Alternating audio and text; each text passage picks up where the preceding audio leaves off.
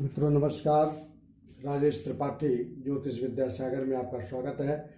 मित्रों, जैसे पिछले वीडियो में मैंने आपको द्विविवाह या एक से अधिक विवाह का कुछ सूत्र मैंने बताया था, वही सूत्र आज मैं कुंडली लगा करके आपको समझा रहे हैं कि ये एक व्यक्ति की कुंडली है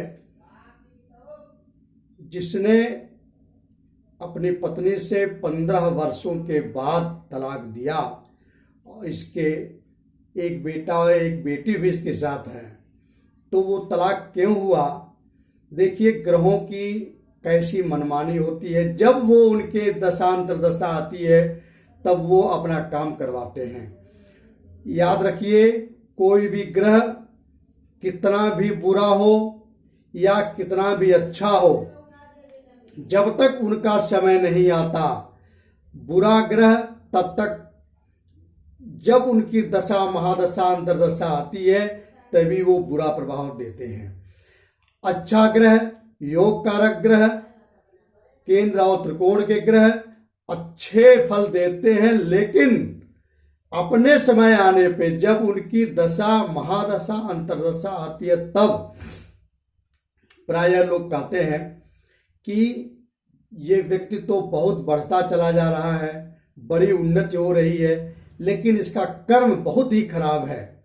मित्रों, उस दशा में जब उसकी उन्नति हो रही है तब वो जब पिछले कर्मों का वो भोग कर रहा है, जब ये जिस दशा में वो बुरा कर्म कर रहा है उसकी दशा आएगी, समय उसका आएगा, अंतरदशा आएगी, तब वो इसका फल पाएगा। लोग कहते हैं कि बहुत बढ़िया, ये तो रोज पूजा पाठ करते हैं, इतने धर्म कर्म करते हैं, लेकिन इनके साथ कुछ अनहोनी हो रही है जो नहीं होना चाहिए। तो मित्रों, ये समय उनका उस चीज का चल रहा है जिस समय उन्होंने उस ग्रह की दशा में समय में उन्होंने अच्छा बुरा कर्म कुछ किया होगा।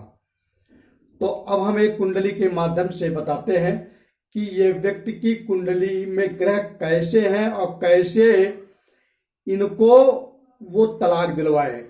वीडियो को पूरा देखना, बीच में कट मत करना मित्रों, नहीं तो आप पूरा नहीं समझ पाओगे।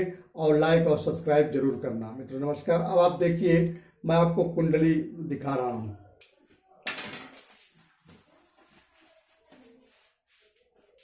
देखिए, ये लगन बना दिया, ये नवांश बना दिया। मित्रों, लगन और नवांश दोनों को निकालने के बाद हम जो निर्णय करते हैं, कभी कभी लगन खराब होते हैं लेकिन नवांश में ग्रह ठीक हो जाते हैं, तो ऐसी स्थिति में फिर पुनर्विवाह रुक जाता है, द्विविवाह जो है रुक जाता है। कभी कभी लगन अच्छे हैं लेकिन नवांश में, ये आगे की बात हम नवांश से देखते हैं, तो नवांश में ग्रह खराब हो जाते हैं, तो पहले रिलेशन अच्छा बनता है, फिर बाद में रिलेशन खराब हो जाता है, तो बाद में हम होते हैं। अब देखिए, इनके बारे में कुछ मैं आपको बता देता हूं। यह एक पुरुष की कुंडली है जिसने 5/2/1975 को शुक्र की अंतर्दशा में पहला विवाह किया। 15 वर्षों के वैवाहिक जीवन के पश्चात एक पुत्र और एक पुत्री के होते हुए, अपनी पहली पत्नी के होते हुए उसे तलाक दिए। बिना एक दूसरी स्त्री के दिसंबर 1990 में शुक्र और बुध की दशा में दूसरा विवाह हुआ। इनके जन्म में सप्तमेश बुध पंचम भाव में है। सप्तमेश बुध, देखिए ये कहाँ है? ये लगन कुंडली है, ये नवांश कुंडली है। लगन कुंडली में सप्तमेश, ये जो भी ग्रह यहाँ होता है उसको हम सप्तमेश बोलते हैं। ये 6 नंबर की राशि है, तो इसका मतलब सप्तमेश इसके बुध है, और ये पंचम राशि में है और शनि के साथ है। और देखिए, पहले इनके ग्रहों की आप स्थिति देख लीजिए। और उनके साथ एकादशेश द्वादशेश शनि स्थित हैं। बुध के साथ कौन स्थित है? शनि। शनि जो है, जो एकादशेश और द्वादशेश के मालिक हैं, द्वादशेश के मालिक ठीक नहीं होते, द्वादशेश के साथ बैठे हैं। मैंने आपको बताया था कि कुंडली में 6, 8, 12 घर जो होता है, इसके स्वामी जो भी होते हैं वो जिनके साथ बैठेंगे कुछ न कुछ बुरा अवश्य कराएंगे। और देखिए, तो ये इनके सप्तमेश के साथ द्वादशेश शनि भी बैठे हैं। तीसरा देखिए, जो दोनों पाप कर्तृ योग में है, ये शनि भी और बुध भी पाप कर्तृ योग में है। पाप कर्तृ योग मतलब इधर शनि सूर्य बैठे हैं और इधर शुक्र जी मंगल जी बैठे हैं।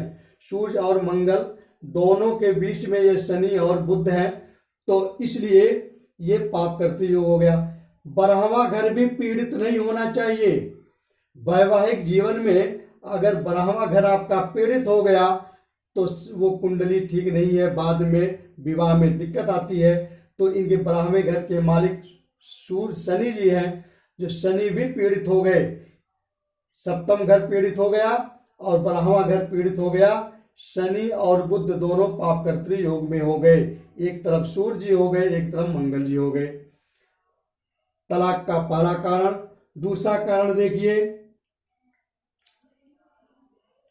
खष्ट में सूर्य, खष्ट में कौन है यहाँ, पंचम राशि है, सिंह राशि है, इसके मालिक सूर्य होते हैं। सूर्य कहाँ बैठे हैं, चौथे भाव में। तो खष्ट में सूर्य, द्वितीयेश मंगल, इनके आगे पीछे अष्टमेश शुक्र मंगल के साथ मध्य में आ गया है। सूर्य और ये शुक्र जो है इनके अष्टमेश भी हो गए। अगर शुक्र, मैंने आपको सूत्र बताया था कि अगर शुक्र अष्टम भाव में बैठ गया या छठे भाव में बैठ गया या 12वें भाव में बैठ गया तो वो शादी नहीं चलनी है। अगर उसको कोई अच्छे ग्रह, शुभ ग्रह दृष्टि देते हैं तब तो चल जाएगी, और उसके बाद भी अगर कोई पाप दृष्टि देते हैं मित्रों तब नहीं चलती। इनके शुक्र भी कहाँ बैठ गए, छठे में बैठ गए। छठे का मतलब होता है लड़ाई झगड़ा। अगर शुक्र छठे में बैठा है तो पत्नी से निश्चित ही लड़ाई झगड़ा मनमुटाव होगा। अच्छा, और देखिए, विवाह कारक शुक्र ये छठे में बैठे हैं और इसलिए ये दर्शाता है कि लड़ाई झगड़े के कारण इनके वैवाहिक जीवन सुखमय नहीं रहेगा, तनावपूर्ण हमेशा बना रहेगा। जिस भी कुंडली में अगर शुक्र छठवें भाव में है तो समझ लीजिए कि उस परिवार में शांति नहीं रहनी है, वहाँ लड़ाई झगड़ा अवश्य होना है। पति पत्नी के बीच में हमेशा लड़ाई झगड़ा तनाव होते रहेंगे। अच्छा, इनके नवांश कुंडली देखिए मित्रों, नवांश कुंडली की स्थिति क्या है। नवांश में द्वितीयेश और एकादशेश बृहस्पति, द्वितीयेश और एकादशेश ये हैं। इनके बृहस्पति कहाँ बैठे हैं, सप्तम में बैठे हैं। द्वादशेश शनि के साथ हैं। शनि द्वादशेश भी हैं, जो द्वितीयेश परिवार का भाव होता है। अगर परिवार का भाव द्वितीयेश पीड़ित होगा और ये लाभेश होते हैं, लाभेश और द्वितीयेश अगर शनि पीड़ित हैं और ये शुष्क राशि में होते हैं, पंचमी राशि जो होती है ये शुष्क राशि होती है, ये भी बड़ी वैवाहिक जीवन में बड़ी अच्छी राशि नहीं होती। और शनि के साथ है तथा राहु केतु की चपेट में है। राहु भी यहाँ बैठे हैं। इनके द्वितीयेश, एकादशेश और द्वादशेश तीनों सप्तम में हैं और सप्तम में ये राहु के साथ हैं, जो कि ये वैवाहिक जीवन के लिए अच्छा नहीं है। ये कारण पड़ा इनके 15 साल के बाद तनाव उत्पन्न होने का। और सप्तमें सूर्य योग कारक शुक्र के साथ चतुर्भाव में बैठे हैं। सप्तमें सूर्य कहाँ बैठे हैं, ये बैठे हैं। शुक्र योग कारक हैं, क्यों, क्योंकि ये दूसरे, चतुर्थ और केंद्र और त्रिकोण के स्वामी हैं। जो केंद्र और त्रिकोण का स्वामी होता है वो योग कारक हो जाता है। यहाँ योग कारक शुक्र है, लेकिन ये सूर्य के साथ हैं, इसलिए भी थोड़ा प्रॉब्लम, किंतु यहाँ ये बच जाते क्योंकि ये योग कारक हो गए। लेकिन लड़ाई झगड़ा क्यों नहीं कम हुआ? अब देखिए, चंद्रमा अपने नीच राशि में बैठ करके और ये शुक्र और सूर्य सप्तमेश को और चौथे भाव को और चतुर्थेश को और नवमेश को, भाग्येश को, सारे को नीच का चंद्रमा अपने पूर्ण दृष्टि से देख रहे हैं। चंद्रमा वृश्चिक राशि में नीच के हो जाते हैं, तो नीच के चंद्रमा देख रहे हैं, इसलिए मानसिक रूप से इस परिवार का सुख जो है वो सब क्षीण हो गया।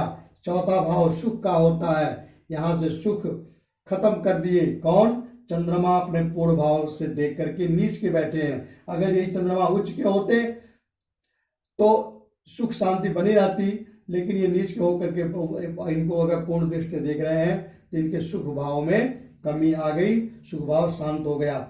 इस पर किसी शुभ ग्रह की दृष्टि नहीं है। अगर शुभ ग्रह की दृष्टि होती तो ये तलाक से बच जाते। बुध जो पंचमेश और अष्टमेश भी है, बुध देखिए पंचमेश है और अष्टमेश है। 3 और 6 के मालिक हैं बुध, 5 और 8 के मालिक हैं बुध। और बुध जी कहाँ बैठे हैं? इनके लगन कुंडली में बुध देखिए कहाँ बैठे हैं। बुध जी बैठे हैं तीसरे, शनि और बुध यहाँ बैठे हैं नवांश में, शनि और बुध। तृतीयेश, पंचमेश और अष्टमेश जो बुध हैं वो शनि के साथ बैठ गए और मंगल की राशि में बैठ गए। उस पर और जो कि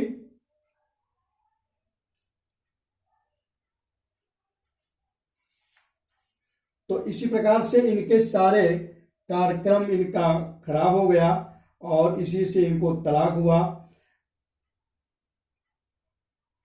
बुध अगर मान लीजिए अष्टम में चला जाते तो भी दिक्कत थी, लेकिन ये शनि के साथ हो गए तो ये पीड़ित हो गए। तीसरे भाव में बुध अशुभ फल देते हैं, ये शुभता यहाँ नहीं मिलती। ये इसलिए ये पता चला कि तृतीयेश और पंचमेश और अष्टमेश बुध, पंचमेश बच्चों का, पंचम भाव बच्चों का होता है, इनके मालिक शनि के साथ तृतीय भाव में बैठ गए, इसलिए ये बच्चे भी पीड़ित हो गए। ये इंगित होता है कि बच्चे और पत्नी दोनों को ये व्यक्ति अवहेलित किया, अनादर किया, इसलिए इनको ये तलाक हुआ। जातक अपनी दूसरी पत्नी के साथ रहता है, ये बहुत सारे कारण थे। और अगली वीडियो में मित्रों मैं अगली एक और कुंडली आपको दिखाऊंगा, 2-3 कुंडलियां दिखाऊंगा। कुंडलियां तो बहुत आती हैं, उसमें हम बताएंगे कि सप्तमेश अगर पीड़ित है किसी प्रकार से, तो सप्तमेश पीड़ित है शनि से, और सप्तमेश अगर पाप कर्तृ योग में है, सप्तमेश पर पाप ग्रहों के साथ है, सप्तमेश अगर पाप ग्रहों से युति है, अगर वो नीच का हो गया, तो ऐसी स्थिति में वैवाहिक जीवन में प्रॉब्लम होती है। और भी कुंडलियां हमको अगली वीडियो में दिखाएंगे, उससे आपको प्रकट हो जाएगा, साफ हो जाएगा कि ये तलाक क्यों होते हैं। और एक्सीडेंटल का मामला मैं आपको अगली कुंडली में दिखाऊंगा कि वो उसकी शादी हुई, पत्नी की, लड़की की मेहंदी सूखी नहीं और वो विधवा हो गई, तो इस प्रकार से क्यों हुआ मैं आपको अगली कुंडली में दिखाऊंगा। और वीडियो को पूरा देखना, लाइक करना, सब्सक्राइब करना। मित्रों नमस्कार, धन्यवाद।